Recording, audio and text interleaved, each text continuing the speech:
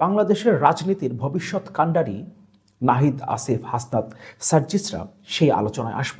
তার আগে আমি একটু কয়েকটা মন্তব্য আপনাদের সাথে শেয়ার করি। শুরুতেই জাতীয় নাগরিক পার্টির দক্ষিণাঞ্চলের মুখ্য সংগঠক হাসনাত আবদুল্লার একটা স্ট্যাটাস দিয়ে শুরু করি। বিচারের আগে আওয়ামী লীগের পুনর্বাসনের চেষ্টার আলাপ দেশের সার্বভৌমত্বকে হুমকির মুখে ফেলবে, সুতরাং ডিফাইন্ড আওয়ামী লীগের ট্যাবলেট নিয়ে হাজির হবেন না। আওয়ামী লীগের বিচার নিশ্চিত হওয়ার আগে আর কোনো আলাপ নয়, ফুল স্টপ। তার পুরো স্ট্যাটাসটা এরকম: নির্বাচনের মাধ্যমে আওয়ামী লীগকে ফেরানোর পরিকল্পনা চলছে।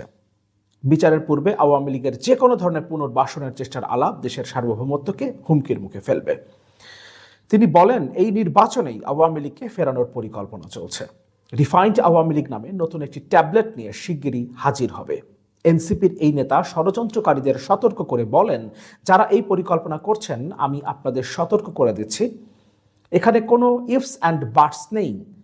বিচারের আগে আওয়ামী লীগের যে কোনো ধরনের পুনর্বাসনের চেষ্টার আলাপ দেশের সার্বভৌমত্বকে হুমকির মুখে ফেলবে, সুতরাং রিফাইন্ড আওয়ামী লীগের ট্যাবলেট নিয়ে হাজির হবেন না। হাসনাত আবদুল্লাহ এখানে ষড়যন্ত্রকারীদের সতর্ক করেছেন, যারা রিফাইন্ড আওয়ামী লীগ নামে নতুন ট্যাবলেট নিয়ে হাজির হতে চাইছেন। সেই ষড়যন্ত্রকারী কারা, সেই আলোচনায় আসব। তার আগে আমরা নাহিদ ইসলামের একটা সাম্প্রতিক বক্তব্য দেখি।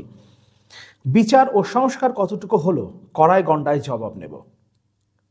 আমরা ডক্টর মোহাম্মদ ইউনূসকে আমন্ত্রণ আহ্বান জানিয়ে সরকারের প্রধান উপদেষ্টা করেছিলাম।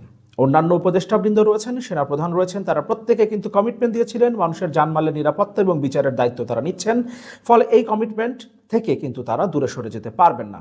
জনগণের সামনে কিন্তু দাঁড়াতে হবে। ফলে আমরা কিন্তু কড়ায় গণ্ডায় জবাবদিহিতা নেব। আমাদের বিচার কতটুকু আদায় হলো, সংস্কার কতটুকু আদায় হলো। প্রধান উপদেষ্টা ডক্টর মোহাম্মদ ইউনূস এবং অন্যান্য উপদেষ্টারা কমিটমেন্ট দিয়েছিলেন, তারা মানুষের জানমালের নিরাপত্তা দেবেন, বিচারের দায়িত্ব তারা নিচ্ছেন এবং এই কমিটমেন্ট থেকে তারা দূরে সরে যেতে পারবেন না। কড়ায় গণ্ডায় নাহিদ ইসলাম, জাতীয় নাগরিক পার্টির আহ্বায়ক, প্রধান উপদেষ্টা এবং অন্যান্য উপদেষ্টা বৃন্দ যারা আছেন তাদের কাছ থেকে কড়ায় গণ্ডায় হিসাব নেবেন।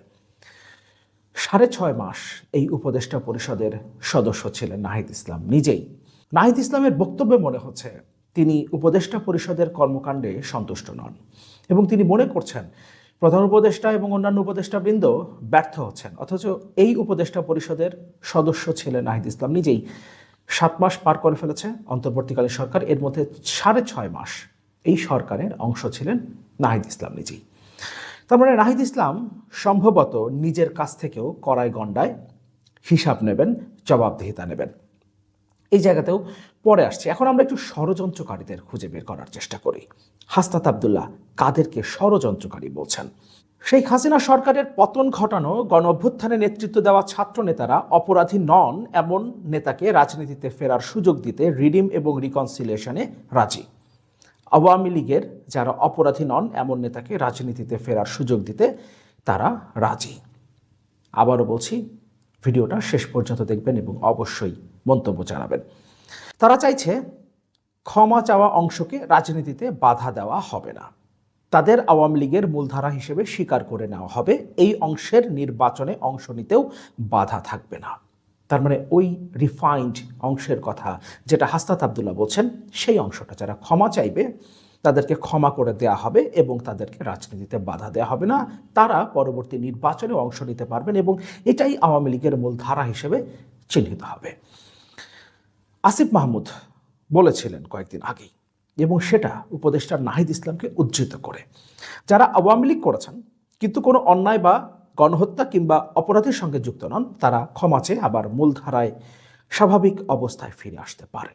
এটা নাহিদ ইসলামের বক্তব্য, সেটা আসিফ মাহমুদ পরবর্তীতে আবার কোট করেছেন। যারা আওয়ামী লীগ করেছেন কিন্তু কোনো অন্যায় এবং গণহত্যা কিংবা অপরাধের সঙ্গে যুক্ত নন, তারা ক্ষমা চেয়ে আবার মূলধারায় স্বাভাবিক অবস্থায় ফিরে আসতে পারেন। একই দিনে একই অভিমত জানান ছাত্র নেতাদের রাজনৈতিক প্ল্যাটফর্ম জাতীয় নাগরিক কমিটির মুখ্য সমন্বয়ক সার্জিস আলম। এটা দল গঠনের আগের একটা রিপোর্ট। সার্জিস আলম বলছেন, তিনি উত্তরাঞ্চলের মুখ্য সংগঠক। আওয়ামী লীগের নিবন্ধন এবং গণহত্যায় দায়ীদের নিষিদ্ধের দাবি জানিয়েছি। দল হিসেবে আওয়ামী লীগ, খুনি শেখ হাসিনা এবং নৌকাকে ভোট দেওয়া 25 থেকে 30% মানুষ আলাদা। অপরাধী নয় এমন আওয়ামী লীগ নেতাদের রাজনীতিতে পুনর্বাসনের সুযোগ দিয়ে ছাত্র নেতারা নিজেদের দল গঠন করতে চাইছেন। বিএনপির এই সমালোচনার পর আসিফ মাহমুদ তার আগের দিনের বক্তব্যের ব্যাখ্যা দিয়েছিলেন। তিনি নিজের ভেরিফাইড ফেসবুক পেজে লিখেছিলেন, আওয়ামী লীগ হিসেবে নির্বাচনে অংশগ্রহণের সুযোগের কথা বলা হয়নি। আওয়ামী লীগ হিসেবে তারা নির্বাচনে অংশ নিতে পারবেন না। তারা যদি ক্ষমাও চান, আওয়ামী লীগের নেতারা যারা অপরাধী নন বলে তারা বলছেন, যারা আওয়ামী লীগ করেছেন, আওয়ামী লীগের শেখ হাসিনার সর্বশেষ 15.5 বছরের স্বৈরাচারী শাসন আমলে যারা আওয়ামী লীগের সাথে যুক্ত ছিলেন, তারা কোনো না কোনো ফর্মে অপরাধের সাথে যুক্ত ছিলেন, আওয়ামী লীগের রেজিমের সুবিধাভোগী ছিলেন। এর বাইরে আসলে একজনকেও খুঁজে পাওয়া যাবে না। কিন্তু তারপরেও তারা বলছেন যারা অপরাধী নন তারা যখন ক্ষমা চাইবেন তাদেরকে ক্ষমা করে দেওয়া হবে এবং তারা নির্বাচনে অংশ নিতে পারবেন, কিন্তু আওয়ামী লীগের ব্যানারে নয়। তারা নতুন কোনো রাজনৈতিক দলের ব্যানার থেকে অংশ নিতে পারবেন। তিনি বলছেন বিচারের আগে আওয়ামী লীগের ব্যানারে নির্বাচনের বিষয়টা অবান্তর। অনেকেই বলছেন অন্যায় না করলে ক্ষমা চাইবে কেন? অবশ্যই ক্ষমা চাইতে হবে আওয়ামী লীগের সঙ্গে যে কোনোভাবে জড়িত থাকার কারণে। তার মানে তিনি এটাও স্বীকার করে নিচ্ছেন যে আওয়ামী লীগের সাথে যে কোনোভাবে যদি কেউ যুক্ত থেকে থাকেন, 15.5 বছরের সর্বশেষ শেখ হাসিনা স্বৈরাচারী শাসন আমলের 15.5 বছরে যদি কেউ যুক্ত থেকে থাকেন তাহলে সেটাই অপরাধ। কারণ সেই থাকার মধ্য দিয়েই তিনি কোনো না কোনো অপরাধে যুক্ত হয়ে পড়েছেন, কিন্তু তারপরেও ক্ষমা করে দেওয়ার কথা বলা হচ্ছে। কিন্তু ক্ষমা যারা পাবেন তারা অন্য কোনো রাজনৈতিক প্ল্যাটফর্মে যুক্ত হয়ে নির্বাচনেও অংশ নিতে পারবেন। সুবিধাভোগী হিসেবেই ক্ষমা চাইতে হবে, অর্থাৎ আওয়ামী লীগের সুবিধাভোগীদেরও তারা ক্ষমা করে দেবেন। এ প্রক্রিয়া সম্পন্ন করতে হবে স্বচ্ছ উন্মুক্তভাবে এবং ধাপে ধাপে ট্রুথ কমিশন কিংবা বিশ্বের যেসব নজির রয়েছে সেগুলোকে অনুসরণ করে। এই বক্তব্যকে আবার তিনি ব্যক্তিগত বলে আখ্যা দিয়েছেন।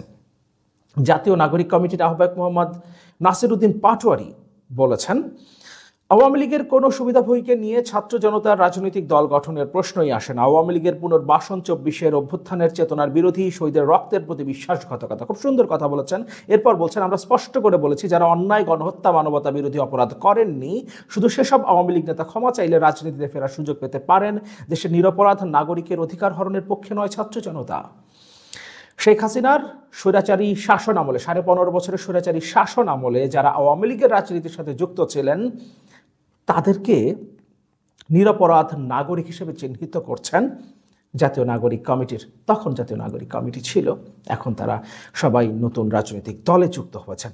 নাসির উদ্দিন পাটোয়ারি বলছেন দেশের নিরপরাধ এই সব নাগরিক যারা আওয়ামী লীগ করেছেন কিন্তু অপরাধের সাথে যুক্ত নন, তাদের অধিকার তারা হরণ করতে চান না এবং তারা চান না, এটা জানি। নাসির উদ্দিন পাটোয়ারি খুব শক্তভাবে একটা সমাবেশে বক্তব্য রেখেছিলেন। সমাবেশটা ছিল কাউন্সিলরদের। আওয়ামী লীগের তথাকথিত নির্বাচনে, আওয়ামী লীগের শাসন আমলে যে নির্বাচন হয়েছে সেই নির্বাচনের মধ্য দিয়ে আওয়ামী লীগের সুবিধাভোগী যারা কাউন্সিলর নির্বাচিত হয়েছিলেন তাদেরকে নিয়ে একটা সমাবেশে তিনি বক্তব্য রেখেছিলেন এবং সেখানে তিনি বলেছিলেন নতুন রাজনৈতিক দলকে যদি তারা সহযোগিতা করে তাহলে তাদেরকে তাদের স্বপদে পুনর্বহালের ব্যবস্থা তিনি করবেন বা তারা সেই চেষ্টাটা করবেন।